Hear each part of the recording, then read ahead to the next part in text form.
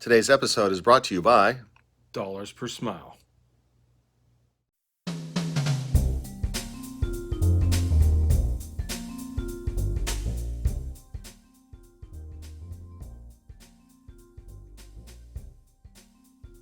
Welcome back to this episode of Hobby of Projects. I'm here once again with my main man, Big C. Chad. Chad. It never gets old, does it? It just really Never gets old. It doesn't get old. Look, I wanted cool nicknames when I was growing up. I didn't have one, so now that I'm running my own scene, everyone gets a cool nickname, Big C. So, my friend Chad from CNC Tech is here with me again.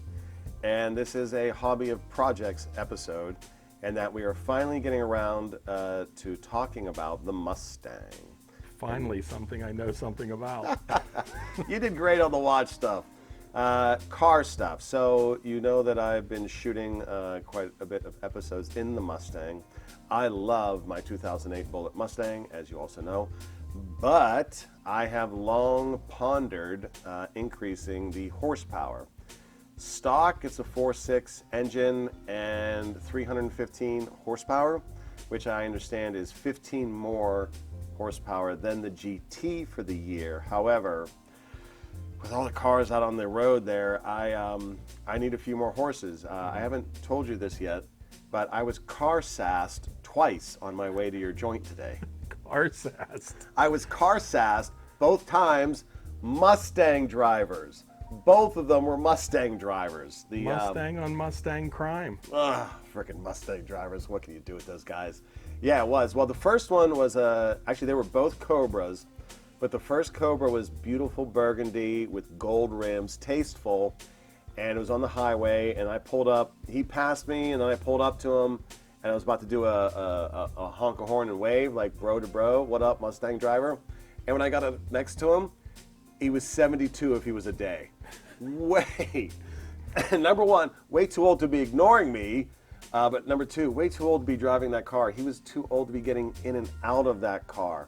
I don't want to be driving these cars when I'm that age. You? Absolutely. My back hurts just thinking about getting out of one of these cars. But the second guy, What young. are you, like 80 already? No, I'm putting myself in the mindset, God willing, if I get there. My dad had a 98 Corvette, and he and my mother were practically getting out on the ground when they're getting out of it. But it's worth the effort. is it? I don't know. It is. Okay. But the second dude, totally expected, young punk, young Turk, and he was in a Cobra as well. And I think those gotta be, what, 500, 600 stock? No, There's not, at the not Shelby. quite that. Yeah. It depends. There are so many aftermarket packages that, have been done around the Mustang platform. It could be any number of things, and you never know what they've done themselves. Yeah.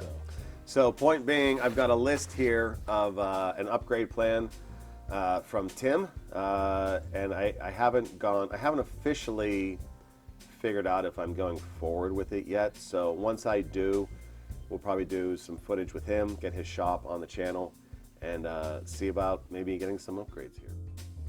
And of course, if I'm going to do anything with cars, like I am not, I'm half of an engineer, but I didn't even get the engineering half of the degree. Chad got all of the engineering degree, so especially knowing his story about how he's built cars himself, his dad, all through the years, he's my go-to guy on if I'm going to do anything with my baby Bullitt. Yeah, so admittedly, I have not been a Mustang or a Ford guy. The car thing seems to be, you're either in the Ford camp or you're in the Chevy/GM camp, and that's where I've spent most of my time. So we can forgive that. Yeah, in my latter years, I've come to appreciate, anybody doing anything in the car world is cool. Yeah. Right on. And so my best advice was to get my buddy D here the best advice I could get him, and that was to get him hooked up with Tim. He's probably the best Ford and / Mustang guy in the tri-state area. So I've been to his shop. He's the business, and I don't want to get too far down into this per se until we've gone through this list, this build spec with Chad. in order to get this vetted and then come back to Tim with the plan about what we're going to do. But yeah, his place is definitely the business. So the next time someone tries to car sass me on the highway, they're going to be in for a rude awakening. So They're gonna get car slapped. my basic thing that I said to him was, I want my car to be as fast as she looks. The previous owner did some upgrades that are mostly cosmetic, but she's so gorgeous. And she looks like a 500 horsepower car, and that's what I want her to be. So that was what I went to him with, and I said it, I mean, he could tell that I was not, I'm a car guy, but not a car guy, if you know what I mean. And I owned it. I'm like, look, this is what I think, this is what I want to do. What do you think about it? So he produced this little list. I've shared it with Chad, and now we're going to get some feedback from him and see what Big C has to say about it. So, you know, the list looks pretty comprehensive, as I would expect, you know, coming from Tim. These projects are like anything else. It comes down to what do you want out of it, what's your budget for it, and then, you know, you can always chop them up. With many car projects, there's certain upgrades that you're going to do that require certain things, and then there's other things that will be nice to have. So depending on your budget, I'm looking at, you know, this list. Probably the most common way for Mustangs to build horsepower is to be supercharged in some form or fashion. We won't get into the details of all the different options, but in this particular case, Dee's looking at a pro-charged supercharger along with the accessories that either need to be part of it or could be part of it. And Tim gave him a pretty good list, you know, to choose from. Yeah, the thing was, G Money is going to be yapping on about turbos because he's living that turbo life. He's a Subaru guy, STI scene. And I think turbos can be great. I've never been a fan of turbo lag. In fact, I hate turbo lag. And I've driven a handful of cars that were turbo powered, and the supercharged modality just works for me better. My general principle is I love torque response. Like the cars I've had where it just had massive amounts of torque, which is basically speed at the ready, are my favorite. Turbos at the other end. Now granted, you can get greater horsepower out of a turbo scenario is what I understand, and I'm going to defer to Chad on that. But I prefer the supercharged experience. Plus, I don't want to go fast and furious on this motor because I don't want it to drop out of the car when I'm hot dogging it in response to being car sassed. But I want to take this engine as far and as reasonable as I can, and that was actually Tim's response because he didn't want to go too far beyond it either. Right. And he said with what he was planning for this, it's almost like a platform where if I get this taste and I want more, he could begin adding more on top of it. And with that, I'm going to stop yapping because Chad knows more than I, and I'll let you get into this a little bit, my man. Yeah, so this package that Tim put together is basically a bolt-on package. It uses Dee's engine, his short block, actually long block. So from the crank to the cylinder heads is Dee's engine. It's what's in the car. And all of this, you know, it's the supercharger, it's headers and exhaust. When you pump more air into the engine with the supercharger, you need to get that air out of the engine with a more efficient exhaust system. So that's where the headers and exhaust come from. There's also a Ford Racing intake as part of his build package. That is one of those items that will be better and help you make more horsepower. But it is an item that isn't insignificant as far as cost, and it's not something that you would have to do immediately. That could be an upgrade, you know, down the road. But none of this is tearing into the guts of the engine. It's basically a bolt-on build. And if you wanted to go further than that with with this supercharger, you can change the pulley size. You can create more and more boost with it. And with that comes other upgrades, whether it be cylinder head bolts, rod bolts, stronger rods. Yeah, it's getting a little bit in the weeds, it can get crazy. And, you know, you can go all the way up to just pulling that out and selling it and Dropping a Coyote? dropping a Coyote. Tim has one of the fastest Coyotes around in his shop, and so those are amazing platforms to build from as well. Yeah, that's a little bit extreme. And it's, as we're discussing it, I think it's my overarching ideas about an engine, having driven cars forever and having cars that have needed service forever, is anytime you have to take parts or significant pieces out to get to something and do something, if there's anything else in there you might want to do and replace proactively, it's to your advantage to do so. So you don't have to pay for the labor to get back in there again. Right. So what you're saying is nothing that you can see on this build list is taking something apart to do something where we'd have to go back in and add it, take everything Humpty Dumpty all apart again to do one of these other things. So it literally is basically plug and play. Yeah, this is plug and play. Like I said, the biggest thing I see on the list is the intake manifold, and that can be done at any time. It's the most least intrusive thing. You're not going to spend double the labor, when you do any of this other work. So, but in the grand scheme of things, it's, So you were, I think when you first saw the build 6 months ago, when we saw each other, it was, you were curious about the headers as to whether or not they needed done. Is that still your perspective, or now that you're seeing it all in context, does that make the same sense to you? No, it's one of those things that doesn't have to be done.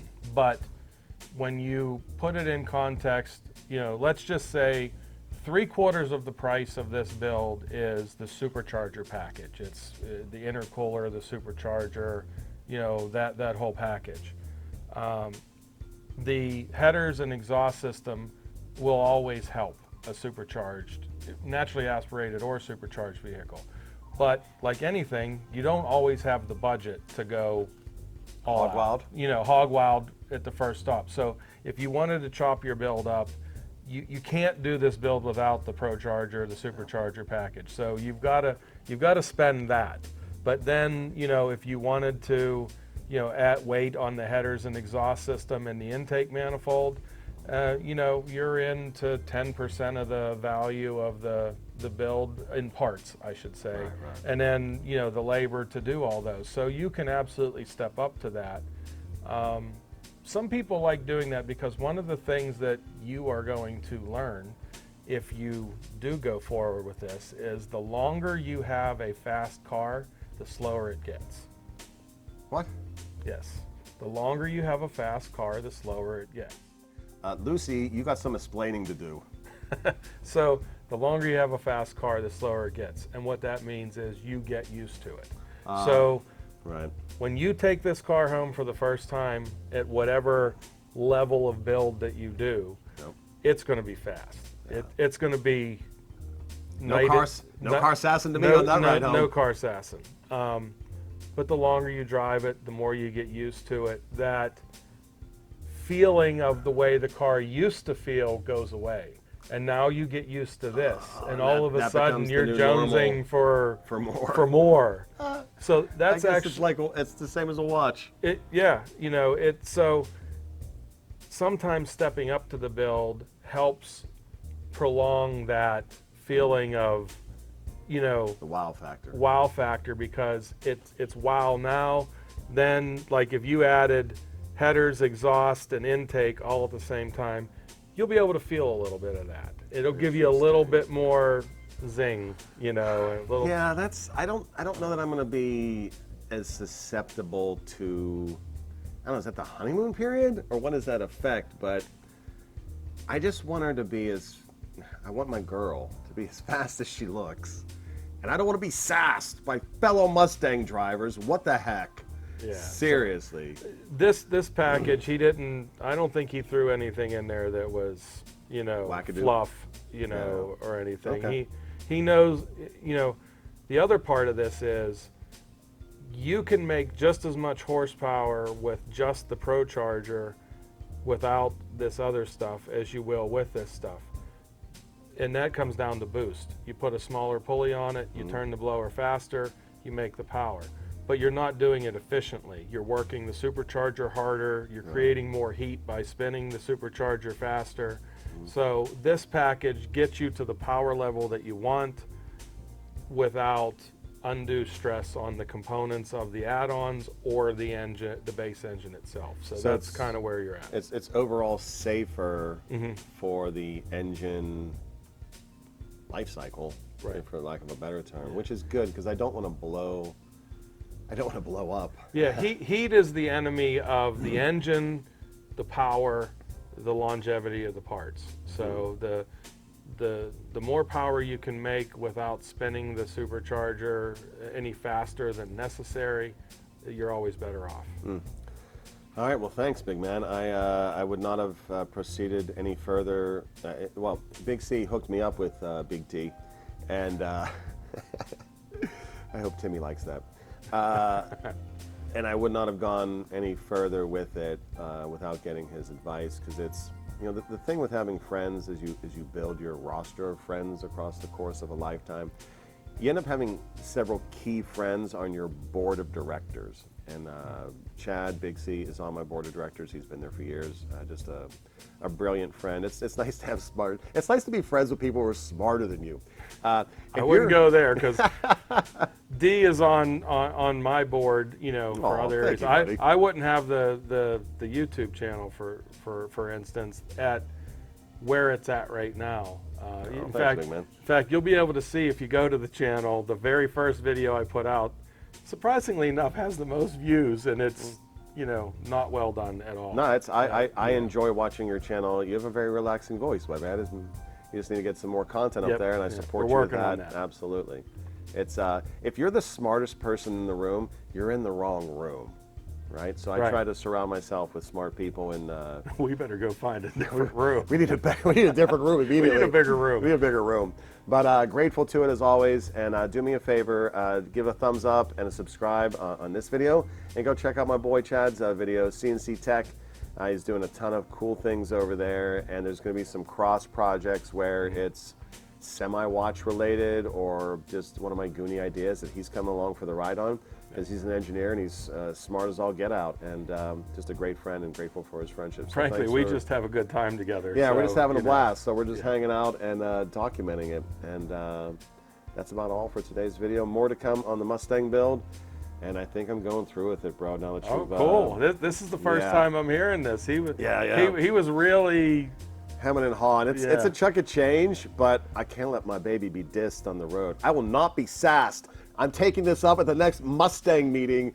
Gonna find those two yahoos. Just keep it between the curbs. I don't think we all know Mustangs have this tendency to, you know. You know what, your dad said that years ago, that Mustangs were squirrely in the rear. I think they fixed that, but that stuck with me. It's squirrely behind the wheel is more like it. And on that note, we will catch you in the next one. Thanks, Big C, and thanks for coming along for the ride. Peace. Peace. Chad out.